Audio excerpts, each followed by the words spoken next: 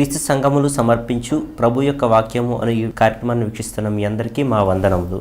ఇప్పుడు సహోదరులు కరుణాకర్ గారు మనకు వాక్యాన్ని ప్రకటిస్తారు. మహాగణుడు మహోన్నతుడు పరమనందు ఆశునటువంటి దేవునికి మన ప్రభువును రక్షకుడైన యేసుక్రీస్తు వారి యొక్క ప్రశస్తమైన నామములో నా యొక్క కృతజ్ఞతాస్తుతులు సమర్పిస్తూ ప్రత్యేకంగా ఈ సమయంలో వాక్యాన్ని ధ్యానించేదానికై సిద్ధపడినటువంటి ప్రియ సహోదరి సహోదరులందరికీ నా హృదయపూర్వక వందనాలు తెలియజేస్తా ఉన్నాను.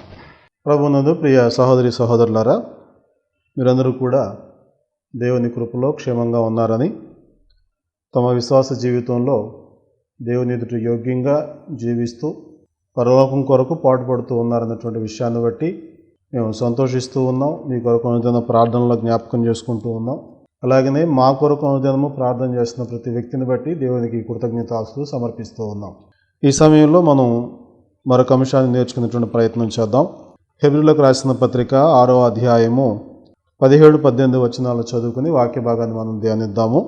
ఈ విధముగా దేవుడు తన సంకల్పము నిశ్చలమైనదని ఆ వాగ్దానమునకు వారసులైన వారికి మరి నిశ్చయముగా కనపరచవలనని ఉద్దేశించిన వాడై తాను అబద్ధమాడజాలని నిశ్చలమైన 2 సంగతులను బట్టి మన ఎదుట ఉంచబడిన నిరీక్షణను చేపట్టుటకు శరణాగతులమైన మనకు బలమైన ధైర్యము కలుగునట్లు ఈ ప్రమాణము చేసి వాగ్దానమును దృఢపరిచెను. చదవబడినటువంటి వాక్య భాగంలో నుంచి ఈ సమయంలో మనం పరిశీలించేటువంటి అంశం ఏంటంటే నిశ్చలమైన 2 సంగతులు అనేటువంటి విషయాన్ని గురించి మనం నేర్చుకునే ప్రయత్నం చేద్దాం. దేవాది దేవుడు ఆదిలో మన విశ్వాసులకు పితరుడైనటువంటి లేక తండ్రిగా ఉన్నటువంటి అబ్రహాముని పిలిచాడని మనకు తెలుసును. అబ్రహాము దేవుని యొక్క మాటకు లోబడి ఆయన చెప్పినదంతా కూడా నమ్మి తన యొక్క స్వంత అనేటువంటి జీవితాన్ని ఏది కూడా ఉంచుకోనకుండా అతడు దేవుని యొక్క పిలుపు కొరకే జీవితాంతం కూడా జీవించిన వాడిగా మనం గమనిస్తూ ఉంటాం. ఈ సమయంలో దేవుడు అబ్రహాము చెప్పినటువంటి ఈ మాటలను బట్టి మనం నేర్చుకునేటువంటి సంగతులు ఏంటంటే, దేవుడు ఏదైనా సంగతి తెలియచేశారు అన్నదంటే అది చాలా నిశ్చలమైనటువంటిది, స్థిరమైనటువంటిది, ఎప్పటికీ తప్పిపోయినటువంటి వాగ్దానం అనేటువంటి మాట మనం జ్ఞాపకం ఉంచుకోవాలి. ఒకవేళ మనమైనా చెప్పిన మాట మర్చిపోతామేమో, కానీ ఎన్ని సంవత్సరాలు గడిచినా కానీ ఎన్ని తరాలు గడిచినా కానీ దేవుడు చెప్పినటువంటి ఆ మాటను మర్చిపోవటం అనేటువంటిది అసంభవం. కనుకనే ఆయన దేవుడిగా మనకు ప్రత్యక్షమవుతూ ఉన్నాడు, తన యొక్క ఉనికిని తెలియపరుస్తూ ఉన్నాడు, తన కృపను మన ఎడల సమృద్ధిగా కుమ్మరిస్తూ ఉన్నాడు.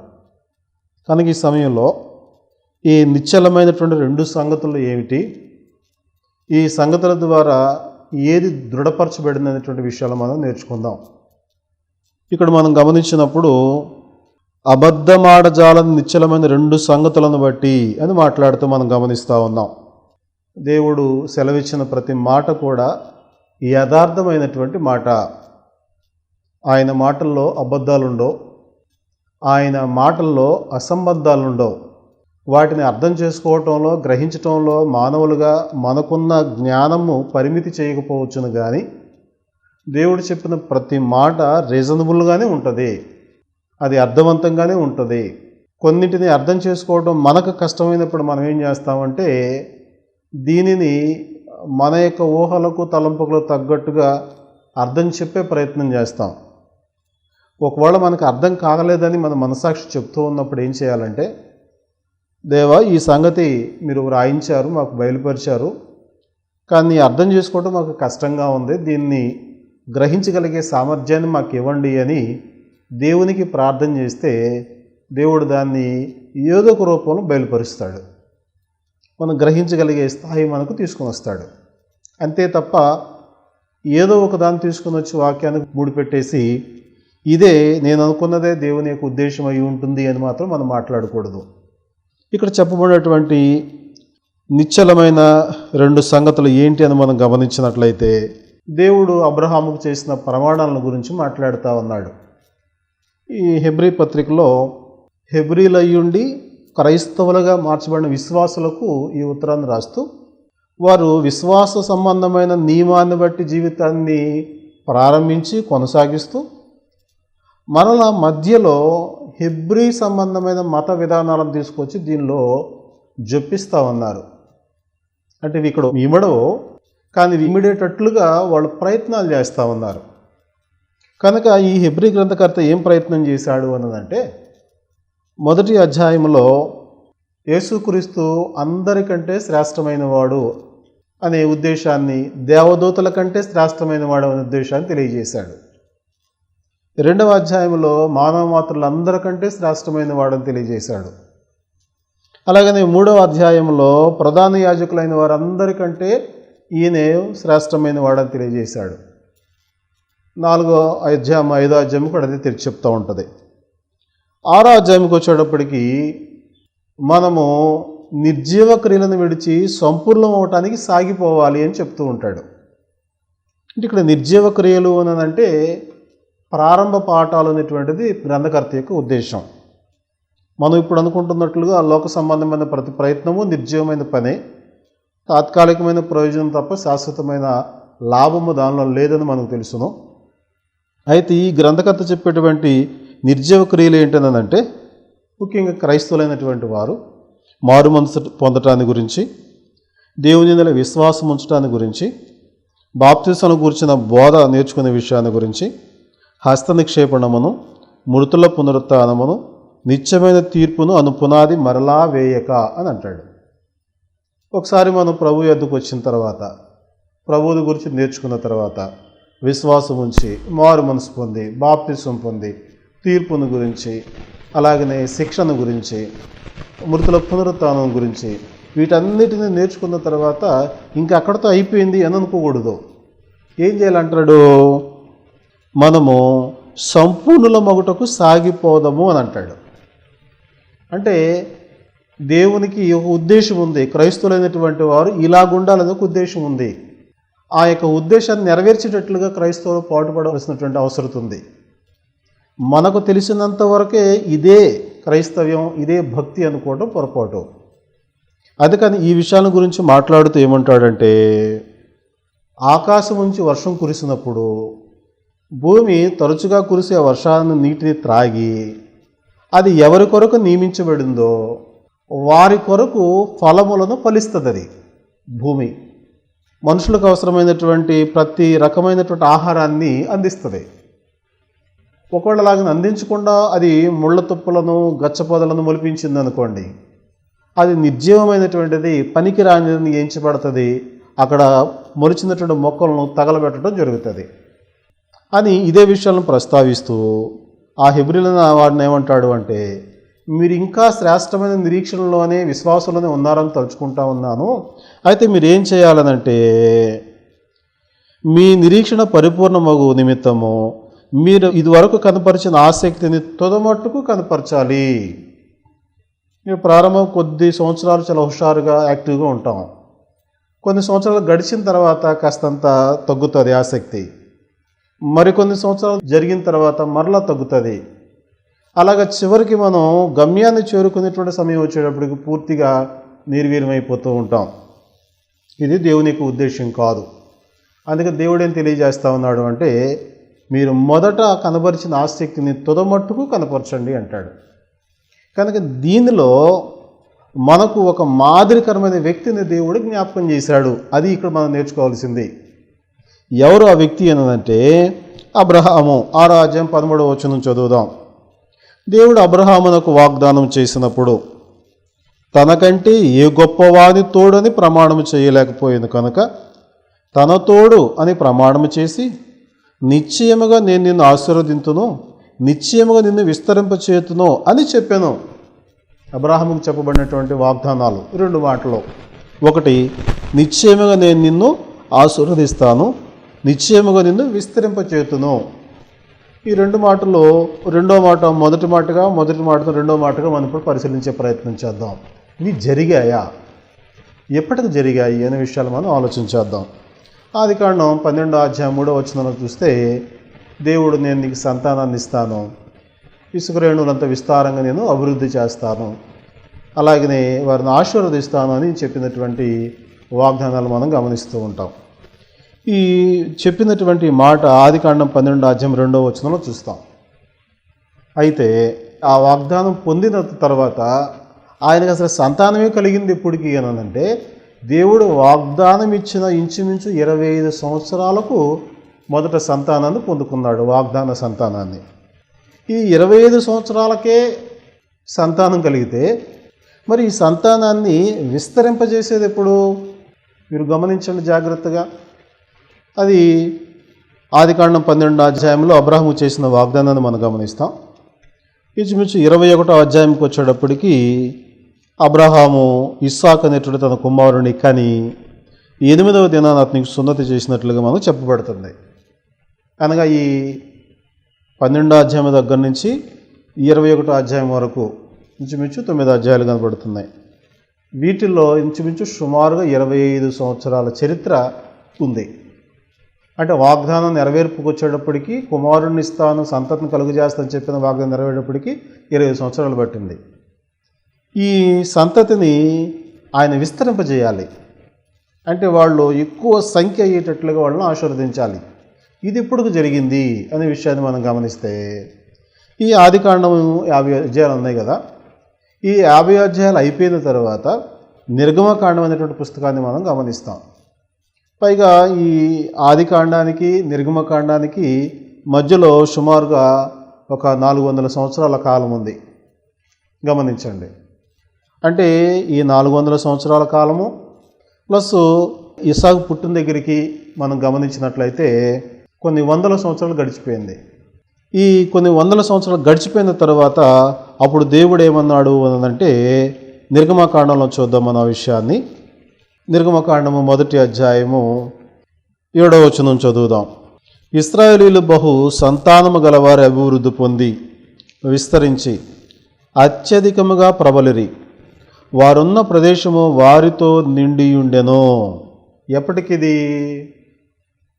ఆదికాండం పూర్తయిపోయి నిర్గమకాండం ప్రారంభానికి వచ్చేటప్పటికి, అనగా అబ్రహాముకు దేవుడు ముందే చెప్పాడు. ఏమని చెప్పాడు అనంటే, నేను నీ సంతతిని తమది కాని దేశానికి నేను పంపించేస్తాను, 400 సంవత్సరముల మట్టుకు వాళ్ళు ఆ పరజనుల చేతిలో దాసులుగా ఉంటారు, తర్వాత నేను వారిని వైభవంతో యువతలకు తీసుకుని వస్తాను అని ఆదికాండం 15వ అధ్యాయంలో దేవుడు చెప్పేశాడు. 12వ అధ్యాయంలో వాగ్దానం చేశాడు. 15వ అధ్యాయంలో మరలా తన సంతతి వారు ఎలా విస్తరిస్తారో ఎక్కడ విస్తరిస్తారో కూడా చెప్పేశాడు. కనుక మనం సుమారుగా గమనించినట్లయితే 430 సంవత్సరాల తర్వాత నేను బయటకు తీసుకుని వస్తానని చెప్పాడు కదా. కనుక ఈ 2 గ్రంథాల మధ్య ఉన్న వ్యత్యాసాన్ని కాస్త పక్కన పెడితే ఈ మొదటి గ్రంథమైన ఆదికాండం ముగింపుకు వచ్చేటప్పటికి వాళ్ళు బహుగా విస్తరించారు. ఎంతగా విస్తరించారు అనంటే వీరున్నటువంటి ఐగుప్తు దేశంలో వీరు ఆ ప్రాంతమంతా నిండిపోయినటువంటి వారై బహు సంతానము గలవారు అభివృద్ధి పొంది విస్తరించి అత్యధికముగా ప్రబలిరి. గమనించండి ఎంతగా ప్రబలారు అని మనం గమనిస్తే అక్కడ 12వ వచనంలో ఆయనను ఐగుప్తీయులు వారిని శ్రమ పెట్టిన కొలది వారు విస్తరించి ప్రబలిరి, గనుక వారు ఇశ్రాయేలీయుల ఎడల అసహ్యపడిరి.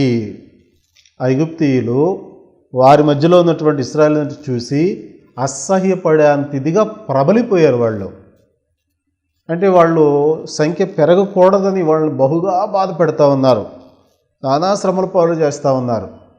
కానీ వాళ్ళు ఎంతగా శ్రమ పెట్టబడుతున్నారో దేవుడు వాళ్ళని అంతగా బహుగా విస్తరించి వాళ్ళ సంఖ్యను పెంచాడు. కనుకనే అప్పుడు ఐగుప్తు రాజు ఫరో ఏం చేశాడు అంటే ఇశ్రాయేలీ స్త్రీలకు కానుపు చేసేటువంటి మంత్రసాలను పిలిచి వాళ్ళు ఇంకా అభివృద్ధి చెందకుండా ఉండేదాని కొరకు వారి పురిటిలో మగబిడ్డను మీరు చూస్తే వాడిని పురిటిలోనే చంపేసేయండి, ఆడబిడ్డ అయితే బ్రతకనివ్వండి అని చెప్పి ఫరో మంత్రసాలకు ఆజ్ఞాపించినట్లుగా మనం గమనిస్తూ ఉంటాం. అంటే ఒకవేళ మనుషులు వాళ్ళని ఎంతగా నిరోధించాలని ఎంతగా కంట్రోల్ చేయాలని చూసినా కానీ దేవుడు మాత్రం వాళ్ళని ఆశీర్వదిస్తూనే వచ్చాడు, విస్తరింపజేస్తూనే వచ్చాడు. ఇదొకటి అబ్రహాము జీవితంలో నెరవేరింది. అనగా నేను నిశ్చయముగా విస్తరింపజేతున్నటువంటి మాట, అనగా సంతానాన్ని ఇచ్చాడు, ఆ సంతానాన్ని విస్తరింపజేస్తాను అన్నాడు. అది జరిగింది. ఎప్పటికీ అంటే సుమారుగా 400 సంవత్సరాలకి. గమనించండి. రెండో విషయం ఏంటంటే నిన్ను ఆశీర్వదిస్తాను అనేటువంటి మాట మనం గమనిస్తున్నాం. ఆశీర్వదించేటువంటి సహజంగా మనం ఆలోచన ఏంటంటే అబ్రహాము ఏమీ లేకుండా ఇంట్లో నుంచి బయటకు వచ్చేసాడు, సమస్తాన్ని విడిచిపెట్టేసి తండ్రి దగ్గర నుంచి వచ్చేసాడు, తర్వాత దేవుడు అతన్ని బాగా అభివృద్ధి చెంది ఆశీర్వదించాడని అనుకుంటూ ఉంటారు. పొరపాటు. ఎందుకంటే అబ్రహాము బయలుదేరి వచ్చినప్పుడు తనకు ఉన్నటువంటిది ఏదో సమస్తాన్ని వెంటబెట్టుకుని వచ్చాడు. అబ్రహాము ఆ మెస్పొతోమియా దేశాన్ని విడిచిపెట్టి వచ్చేటప్పటికే అతడు బంగారము, మందలు, పశువులు కలిగినటువంటి వాడై ఉన్నాడు. ఏమీ లేనివాడిగా రాలేదు. అయితే దానిని దేవుడు ఏం చేశాడంటే తన యొక్క ప్రయాణం అంతట్లో బహుగా విస్తరింపజేశాడు. అనగా అతను అభివృద్ధి చెందాడు అన్ని రకాలుగా. బాగానే ఉంది. కానీ ఇదేనా ఆశీర్వాదం అనంటే దేవుడు చెప్పినటువంటి ఆశీర్వాదం ఇది మాత్రమే కాదు. ఇది గుర్తుపెట్టుకోవాలి మనం. ఇది ఆదికాండం 12:3 చదువుతాం. నిన్ను ఆశీర్వదించే వారిని ఆశీర్వదిస్తాను, నీ సంతతి ద్వారా భూలోక వంశములన్నీ కూడా నేను ఆశీర్వదిస్తాను దేవుడు చెప్పిన మాటను మనం గమనిస్తూ ఉంటాం. అయితే మరి వీళ్ళని విస్తరింపజేసినటువంటి దేవుడు ఆశీర్వదించటువంటి కేవలం భౌతిక సంబంధమైనవేనంటే భౌతిక సంబంధమైనవి కావు. ఎందుకనగా ఆశీర్వాదం అనేటువంటిది శాశ్వత కాలం ఉండేటువంటిది. ఇంకొక మాట కూడా తెలియజేస్తాను. ఉదాహరణకి ఆశీర్వాదం అంటే అర్థం ఏంటిదంటే భూ సంబంధంగా అయితే సిరి సంపదలు, భోగభాగ్యాలు పెరగటం ఆశీర్వాదం అనుకుంటాం. రైట్, కావచ్చును. అయితే దేవుని యొక్క ఉద్దేశం ఏంటంటే ఒకానొక సమయంలో యాకోబు తన అన్నను మోసగించి తన మేనమామ దగ్గరికి వెళ్ళిపోయాడు. అక్కడి నుంచి 20 సంవత్సరాలు ఉన్నాడు. తర్వాత తిరిగి దేవుడు తనను నీ తండ్రి ఇంటికి వెళ్ళిపోమని చెప్పాడు. బయలుదేరి వస్తూ ఉన్నాడు. వస్తూ ఉండేటువంటి క్రమంలో తన అన్నైనటువంటి ఏశావు తనను చంపేస్తాడేమో భయపడి తనకున్నటువంటి మందలో శ్రేష్టమైనటువంటి కొన్నిటిని ప్రత్యేకపరిచి అన్నకి కానుకగా పంపిస్తాడు. అనగా తన యొక్క కోపాన్ని చల్లార్చేదానికి బహుమతుల రూపంలో పంపిస్తాడు ముందు. తర్వాత భార్య బిడ్డలను పంపించేస్తాడు. ఆయన ఒక్కడే ఒక చోట ఆగిపోయి దేవునికి ప్రార్థన చేస్తాడు. తెల్లవారులు ప్రార్థన చేస్తే ఒక వ్యక్తి వచ్చి అతను కలిసినప్పుడు తన కాళ్ళు పట్టుకుని పెనుగులాడతాడు. తెల్లవారిపోతా ఉంది, నన్ను వెళ్ళనివయ్యా అని అంటే వదిలిపెట్టడం. ఏమంటాడు తెలిసిన, నీవు నన్ను ఆశీర్వదించితేనే కానీ నేను నిన్ను విడిచిపెట్టను అంటాడు. ఒకవేళ మనం అనుకున్నట్లుగా భార్య బిడ్డలో పొలాలు, స్థలాలు, డబ్బులు, ఎంత ఆస్తి ఇదే ఆశీర్వాదం అనుకుంటే ఇంకా యాకోబుకు కావలసిందేంటి? అక్కడ తనకు కావలసిన ఆశీర్వాదం ఏంటంటే తన ప్రాణ రక్షణ. తనకు ముందు ఆపద పొంచి ఉంది, అన్న నుంచి భయం ఉంది కనుక దానిలోంచి రక్షణ కావాలి తనకి. కనుక దేవుడు కూడా అబ్రహాముకు చెప్పినటువంటి ఆశీర్వాదంలో నీ సంతతి ద్వారా భూలోకంశాలను ఆశీర్వదిస్తాను అనటంలో భౌతిక సంబంధమైన వాటిని గురించి దేవుడు మాట్లాడలేదు. మరి వేటి గురించి మాట్లాడాడు అనంటే వారు పొందబోయే ఆత్మరక్షణను గురించి మాట్లాడాడు. కనుక ఈ విషయాన్ని మనం పరిశీలించాలి అనంటే గలతీలకు రాసిన పత్రిక 3వ అధ్యాయము 7-8 వచనాలను చదువుదాం. కాబట్టి విశ్వాస సంబంధులే అబ్రహాము కుమారులని మీరు తెలుసుకొనుడి. దేవుడు విశ్వాస మూలముగా అన్యజనులను నీతిమంతులుగా తీర్చునని లేఖనం ముందుగా చూచి నీ యందు అన్యజనులందరూ ఆశీర్వదింపబడుదురు అని అబ్రహామునకు సువార్త ముందుగా ప్రకటించెను. గమనించండి, ఇక్కడ మనం పరిశీలించినప్పుడు అబ్రహాముకు చెప్పినటువంటి ఆ మాటను ఇప్పుడు పౌలు భక్తుడు జ్ఞాపకం చేస్తే ఏమంటున్నాడంటే అబ్రహాము దేవుని నమ్మాడు, అది నీతికి ఎంచబడింది, బాగానే ఉంది. అయితే అబ్రహాముకు చెప్పినటువంటి ఆశీర్వదిస్తాను నీ సంతతి ద్వారా అనేటువంటి మాటలు ఏముందో తెలుసునా అని దేవుడు విశ్వాస మూలముగా అన్యజనులను నీతిమంతులుగా తీర్చునని లేఖనము ముందుగా చూచి నీ యందు అన్యజనులందరూ ఆశీర్వదింపబడుదురు అని అబ్రహాముకు ముందే చెప్పాడట దేవుడు. ఇది దేవునికి ఉద్దేశం ఉన్నటువంటి ఆశీర్వాదం. ఏంటి అనంటే ఎవరైతే రక్షణ పొందుతున్నారో తమ యొక్క పాప సంబంధమైన శాపం నుంచి విమోచింపబడతా ఉన్నారో వారు పొందుకున్నటువంటి ఆ గొప్ప క్రియను దేవుడు ఆశీర్వాదంగా వర్ణించాడు. కనుక ఇప్పుడు గమనించండి, నిశ్చయముగా నిన్ను విస్తరింపు చేతును, నిశ్చయముగా నిన్ను ఆశీర్వదింతును అనేటువంటి మాట అది నెరవేరింది. అందుకని మనం యెషయా గ్రంథము 2వ అధ్యాయము 2వ వచనంలో కూడా 2వ భాగాన్ని మనం గమనిస్తే అక్కడ చెప్పబడేటువంటి మరొక మాట ఏంటంటే సంఘాన్ని గురించి మాట్లాడేటువంటి క్రమంలో ప్రవాహము వచ్చినట్లు సమస్త అన్యజనులు దానిలోనికి వచ్చెదరు అని అంటాడు. అనగా దేవుడు పర్వతములపైన యెహోవా మందిర పర్వతాన్ని స్థిరపరుస్తాడు, హెచ్చిస్తాడు. హెచ్చించబడినటువంటి పర్వతంలోనికి యూదులు మాత్రమే కాకుండా సమస్తమైన అన్ని జనులు కూడా ప్రవేశిస్తారు అని అంటాడు. అంటే ఏంటి సమస్తమైనటువంటి అన్ని జనులు ప్రవేశం ఏంటి అని అంటే, అబ్రహాము యొక్క సంతతి ద్వారా దేవుడు లోకాన్ని మొత్తాన్ని రక్షించేదానికి ఒక కుమారుడిని ఇవ్వబోతూ ఉన్నాడు. ఆ కుమారుడు ద్వారా లోకంలో ఉన్నటువంటి జనులందరూ కూడా, అన్యులందరూ కూడా రక్షణ పొందుతారు అని చెప్పాడు. అందుకని గలతీయులకు రాసిన పత్రిక 3వ అధ్యాయము 16వ వచనం మనం గమనిస్తే, అబ్రహామునకును అతని సంతానమునకును వాగ్దానములు చేయబడును, ఆయన అనేకులను గూర్చి అన్నట్టు నీ సంతానములకును అని చెప్పక ఒకను గూర్చి అన్నట్టే నీ సంతానమునకును అనెను, ఆ సంతానము క్రీస్తు అన్నాడు. కనుక నీ సంతతి ద్వారా భూలోక వంశాలన్నీ ఆశీర్వదిస్తాననేటువంటి మాటలో దేవుని దృష్టిలో ఉన్నటువంటి అబ్రహాము సంతానము ఎవరు? యేసుక్రీస్తు. యేసుక్రీస్తు అనే ఒక వ్యక్తి ఆత్మ సంబంధమైన ఆశీర్వాదం ఇవ్వడానికి రావాలన్నా మొదట భౌతిక సంబంధమైన సంతానం కూడా కలగాలి. ఆ సంతానం ఇస్సాకు. ఇస్సాకు ద్వారా వీళ్ళు ఆ నిర్గమకాండంకి వచ్చేటప్పటికి ఇంచుమించు విస్తారమైన జనాంగం అయిపోయారు. అక్కడ నుంచి దేవుడు తన యొక్క జనాంగాన్ని విస్తరింపచేస్తూ ఐగుప్తు ప్రయాణంలో కానీ, కనాన్ దేశం వచ్చిన తర్వాత కానీ, అలాగనే భూలోక సంబంధమైన ఘనమైన రాజ్యాల మధ్యన కానీ ప్రతి సందర్భంలో తన ప్రజలను దేవుడు హెచ్చిస్తూనే వచ్చాడు. వాళ్ళు ప్రయాణం చేసినట్టు 40 సంవత్సరాల అరణ్య ప్రయాణంలో ఎప్పుడైనా ఇశ్రాయేలీయులను ఓడించి గెలిచినటువంటి వాళ్ళు ఎవరైనా ఉన్నారా? లేరు. అలాగనే కనాన్ దేశం చేరినప్పుడు 7 జాతుల వారు అక్కడ ఉంటే వాళ్ళందరినీ కూడా వెళ్ళగొట్టి దేవుడు ఈ ఇశ్రాయేలీయులకి ఆ దేశాన్ని ఇచ్చాడు. అక్కడ ఉన్నటువంటి ఘనమైనటువంటి రాజులు సైతం ఇశ్రాయేలీయుల తలలోంచి తప్పుకున్నారే తప్ప ఎవరు కూడా వీరిని జయించి ఓడించినటువంటి వాళ్ళు లేరు. కనుక ఇలాంటి గొప్ప ఆధిక్యత దేవుని యొక్క పిల్లలకు ఇశ్రాయేలుకు దేవుడు ఇచ్చాడు. అదే క్రమంలో ఆ ఎవరైతే దేవునికి దూరస్తులు అనుకుంటున్నారో వారందరిని కూడా రక్షించేదానికి దేవుడు యేసుక్రీస్తు అనేటువంటి ఒక అబ్రహాముకు సంతానాన్ని ఏర్పాటు చేశాడు. కనుక ఈ సంతానము ద్వారా దేవుడు అన్ని జనులందరినీ కూడా ఆశీర్వదించేదానికి, అందరినీ తన బిడ్డలుగా మార్చుకునేదానికి ప్రణాళిక సిద్ధం చేశాడు. కనుక ప్రియ సహోదరి సహోదరుడా, ఈ దినం చాలామంది ఏమనుకుంటున్నారంటే, ప్రార్థన చేసే మనమందరమేమో ఇశ్రాయేలీయులము, ప్రార్థన చేయకుండా దేవునికి దూరంగా ఉన్నటువంటి వాళ్ళేమో అన్యులు అనుకుంటున్నారు. కాదు.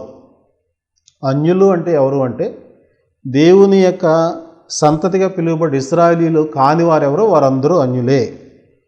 కనుక మనము కూడా ఈరోజు అన్యులమే.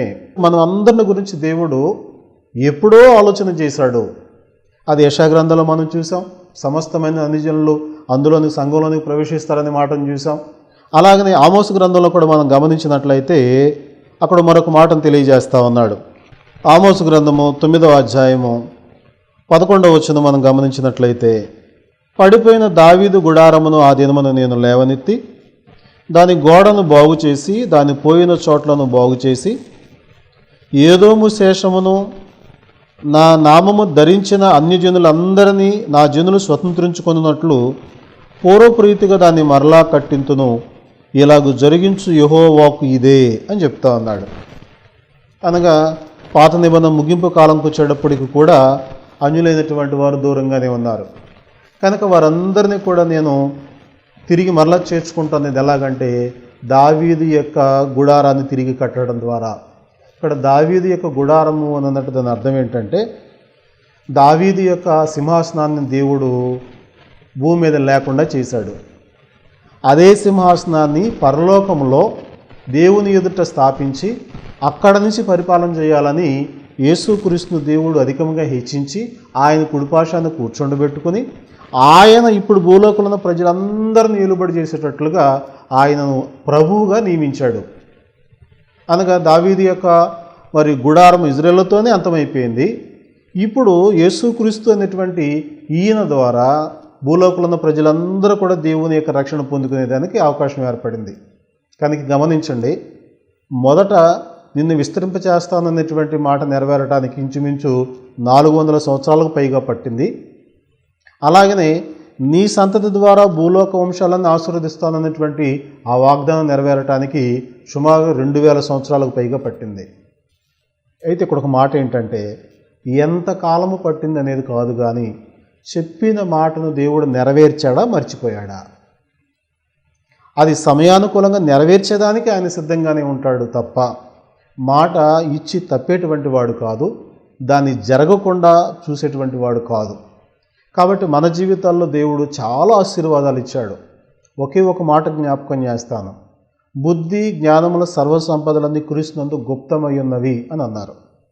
మనము క్రీస్తునందు ఉంటే, మనము క్రీస్తులో ఉంటే ఆ క్రీస్తునందు ఉన్నటువంటి బుద్ధి జ్ఞానము సర్వసంపదలన్నీ మనకు కావా? అది మనకి అన్నిటికంటే మించినటువంటి గొప్ప ఆశీర్వాదం కాదా?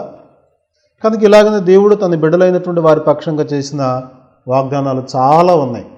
వాటన్నిటిని మనం పొందుకునే దానికి సమయానుకూలంగా కనిపెట్టి దేవుని ఎదుటి మనం ఎదురు చూడాల్సిందే తప్ప మనం త్వరపడి మరి కఠినమైన దేవునికి వ్యతిరేకమైన నిర్ణయాలు తీసుకోవటం మంచిది కాదు. కనుక నిశ్చలమైనటువంటి దేవుని యొక్క వాగ్దానం నమ్ముదాం, వాటి మీద ఆధారపడి జీవిద్దాం. దేవుడు వాగ్దానం చేసింది ఏది కూడా మన నుంచి తప్పిపోదని ప్రభువునందు స్థిరముగా బయలుపరుస్తూ ఈ కొద్ది మాటలు ముగిస్తూ ఉన్నాను. ప్రార్థన చేసుకుందాం. సర్వశక్తి గల తండ్రి, మీ మహోన్నతమైన నామమునకు మరి ఒకసారి కృతజ్ఞతలు, స్తుతులు, స్తోత్రాలు సమర్పిస్తూ ఉన్నాం. ఈ సమయంలో మీ భక్తుడును మా పితరుడైనటువంటి అబ్రహాముకు చేసినటువంటి వాగ్దానాలను మేము పరిశీలించాం.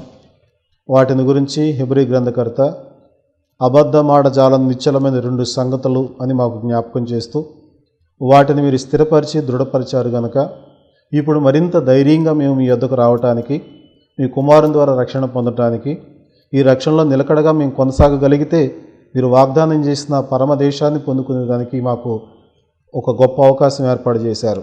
దీన్ని పోగొట్టుకోకుండా ప్రతి ఒక్కరూ అందులో ప్రవేశించగలిగే భాగ్యాన్ని ప్రసాదించండి. ఆటంకాలు, అభ్యంతరాలు, ఇబ్బందులు వాటన్నిటిని ఎదుర్కొంటూ జయించుకుంటూ నేను మీ యొక్క కృపలోనికి ప్రవేశించే భాగ్యాన్ని మా అందరికి ప్రసాదించండి. ఈ యొక్క వాక్యం ద్వారా మేమందరము కూడా నాయన మరి మొదటి ఆసక్తిని చివరి వరకు కనపరిచేవారిగా మా జీవితాలు నడిపించి మీరు మహిమ పొందమని ఈ మనవులన్నీ మా ప్రభు యేసుక్రీస్తు వారి పేరిట అడుగుచున్నాము తండ్రి, ఆమేన్. మీ అందరికీ వందనాలండి. ఇప్పటివరకు వాక్యాన్ని అందించిన సోదరులకి వందనాలు తెలియజేస్తూ ఉన్నాం. మీ అభిప్రాయాలు, మీ ప్రార్థన అవసరాలు మాతో పంచుకోండి. మా అడ్రస్ క్రీస్తు సంఘములు సమర్పించు ప్రభువు వాక్యము, సహోదరులు M Karunakar garu, Pedapeta, Betavolu, Gudivada. Pin number 521301. మా ఫోన్ నెంబర్ 9396804042. లేని దేవుడు, సత్యమైన దేవుడు, సాటి లేని దేవుడు, సర్వశక్తి గల సర్వోన్నతుడు యెహోవా.